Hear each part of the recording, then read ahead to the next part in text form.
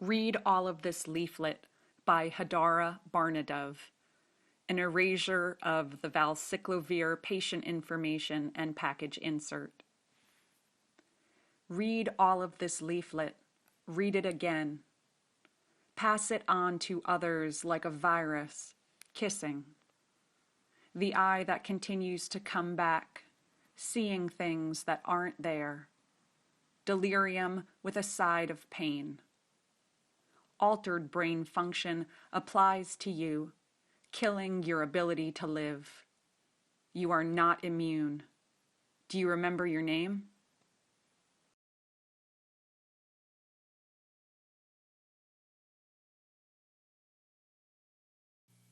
Infertility. Who is this baby I can't have? A no-show? A slacker who keeps slapping the snooze button? The keys to where I am. Why won't it get off the sofa, turn off reality TV, and look for them?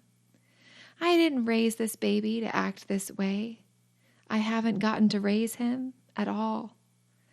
I've considered he could be a she, this baby too engrossed in sending her 100th text message to make an appearance on my home pregnancy test.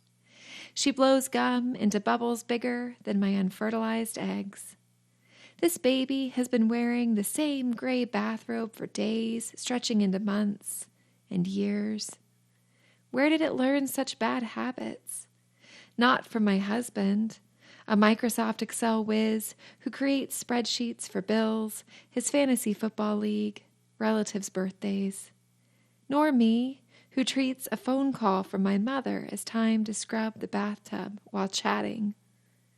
Oh, that we could be the petite parents of a long-limbed baby, or blonde parents of a redhead, who can't see a resemblance and can still laugh that life is good.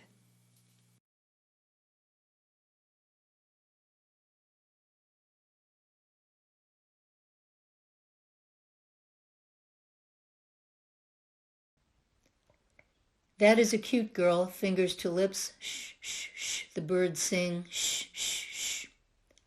It's from my mother, it's so cute, the plants are killing us, don't tell anyone. I can't tell anyone, someone put me on this cart, my daughter wheels me around on a pendulum, on a cart with a pendulum. Bingo! That's how they torture us. The plant's behind the door and a little bench you can't get to. Why would you want to get to it? Bingo! I left my pencils in my locker, holes all over. Why would you want to change anything? The turkey, the sauce, the giblets. My mother threw out the giblets, threw them down this hole, threw them with the celery and the mashed potatoes. Everything went away. Somebody wants to be nice to us. They come in, shh, shh, shh, cover everything. With gobbledygook, cover everything with turkey waddles and yoga pants. If you live long enough, your life runs down your legs. Nobody cleans up after you. Get on your knees, scrub your own floor, eat your own shit like a prince, like a queen. Everything runs out, runs down. All the yoga mats in the world can't hide this. Candles melt, trees drop their needles like hamburgers. Somebody thinks pie will save you. Not even breathing will save you. You are your oxygen. Shh, shh, shh, leaking like socks.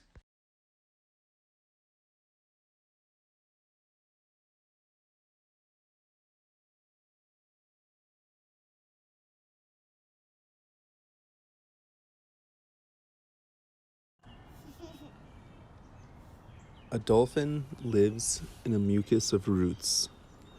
There are napkins of bats in their lungs. Their dark milk is the heavens' substitute. Their breath is made of black coils of grass and drugs. The Mantus say the dolphins prove every time they breathe inside the water to fill the liquid in their veins that we are the colors that contain. The Mantu drown in the dolphin's black milk until it fills their lungs like silt, with every aquatic breath to feel the great reveal of the humanistic eel, the great preciousness of annihilation and the end of color.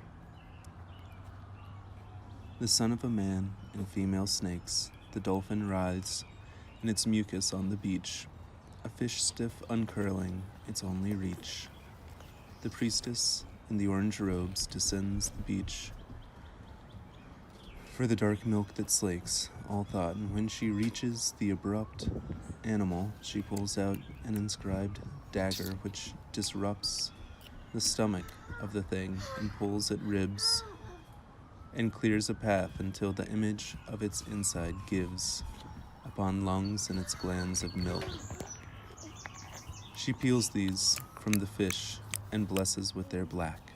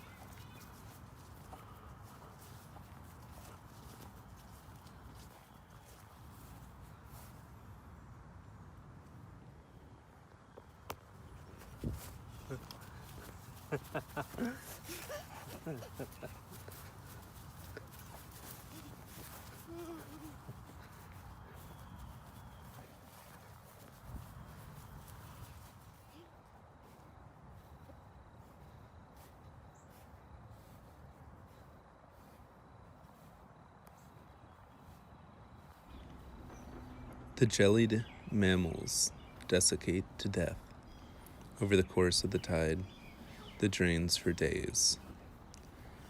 The night rests in its stall for days. There are mustard bursts of the dead in the meadow and iridescent horse hides. And the shore is a black peach from the fire. We must race the dolphins to drowning at this bottom.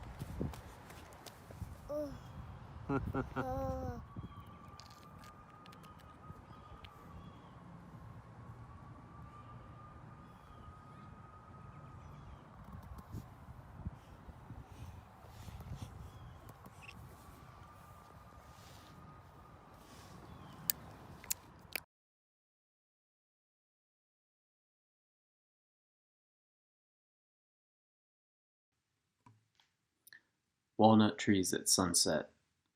I'm for toxicity and long process and new purpose for cancer. Mountain printout with worshippers knelt importantly. Iceberg in the collection pond. Arm beyond the vanishing point. The self metastasized. Cathedral in your pocket. The new policy was now there was a policy. The new policy was we would say we liked it. Its two choosable expressions, more preferable than different from before. A difficult problem, you called it. Not consciousness, but where the burr would grab on next. Fresh wing in the offertory. The river silt remembered, keeping us desiring something worse.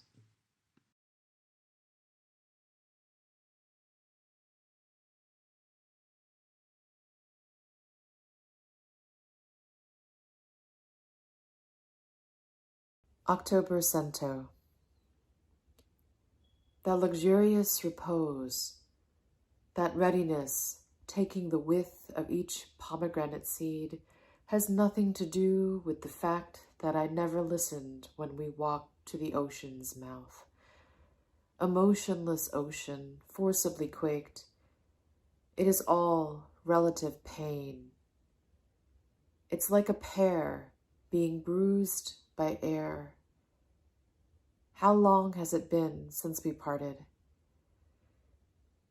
There was a sensation of emptiness, a very short moment of warmth between morning and night.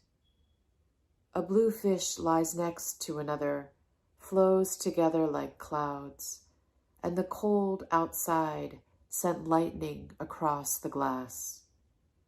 See me, pressing up, how we seem to be the same length, curved, scissored, spooned, an accumulation of tender tension, black webbing, and uneven holes all around. It gets dark very early and is always dark. Let me tell you how I started to speak to you, each blade's singular length of silence, and the faithful pale drum, how param means wind or wish, how your name means light. I let you open up my chest to find a mirage of an old wheel that lopsides its bumpy way. I think of a fig, flower inside the fruit. I'm run out of hollow clay vessels to hold my breath and salt in.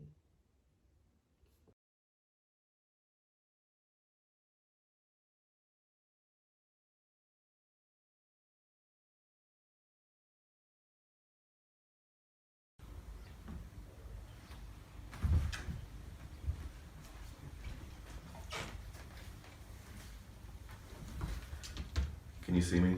Mm-hmm. Do I look pregnant? Yeah, a little. Okay, good. Here we go.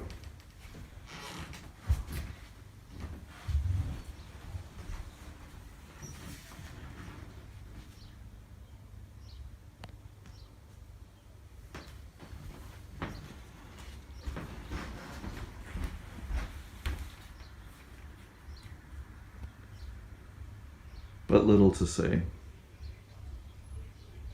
At Chez Charlie, the jukebox doesn't change, but it's free. Hours pass in a montage of me seated, all drawn in as if bracing for contact. A tree just before timbered across the choking creek. A bridge out, or a mucilage needing this all to connect. Montage ends with my naked, lonely legs and our fridge's naked, lonely light. I've never been the same. My face slacks from this day-long process of falling asleep. I collapse in bed. Sleep comes short-lived as screaming cat sex. Y'all solid as crystal breaking under the dumpster. Never been the same. All the lights go out at once. You get out of the hospital and we get a new cat and she never shuts up and you love her something stupid. At Chez Charlie, there's a coffee cup named Uncle Joe for the funeral fund of a daytime regular. Custer shoots his own horse through the head.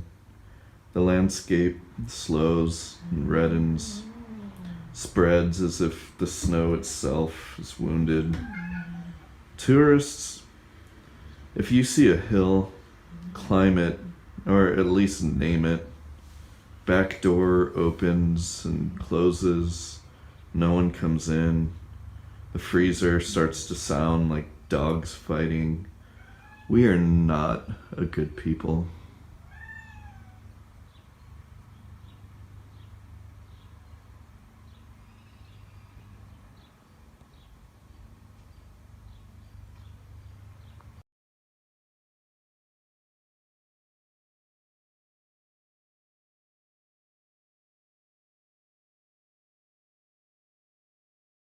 deadbeat.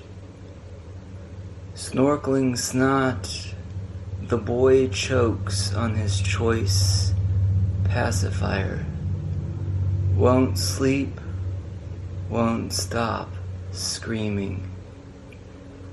Shell-shocked on another rainy 4th of July, I feel my tumor grind a boot heel into my right temple.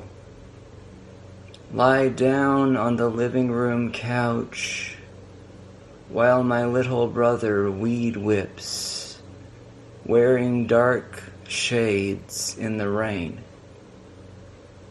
Having trouble holding my head up, I bring new meaning to the term dead beat. Thunder stomps in the crawl space. Distant reports pop like a catcher's mitts. Hawked phlegm. Theo's white dinosaur shirt emerges from the dryer with brown streaks, black smudges on the yellow hand towel. Lily wants to wash the sick out of Theo's fitted mattress cover and pad. Theo wants me to unbuckle his booster seat so he can buckle it back. He likes to empty the dog water. In the rain, he empties it.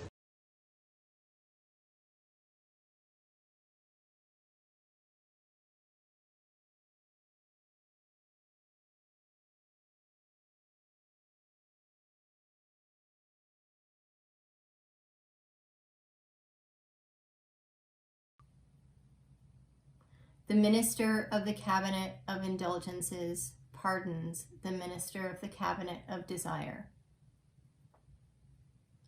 For errant wants, assurances of passing, files lost, data serendipitously not recovered.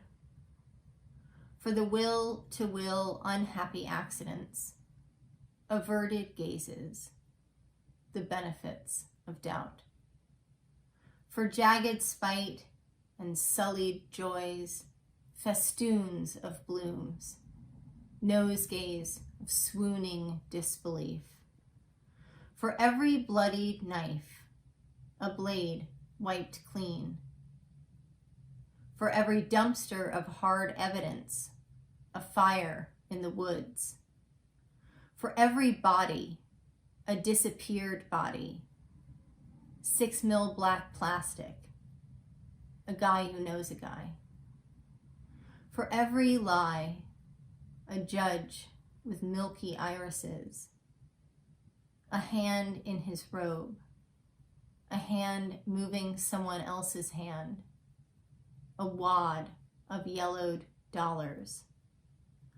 For every longing hanging, dripping in the air, more air around it, a bucket of disinfectant, a discreet team of professionals to scrub you clean as sunshine, head patted, curls coiled behind the ears, undone.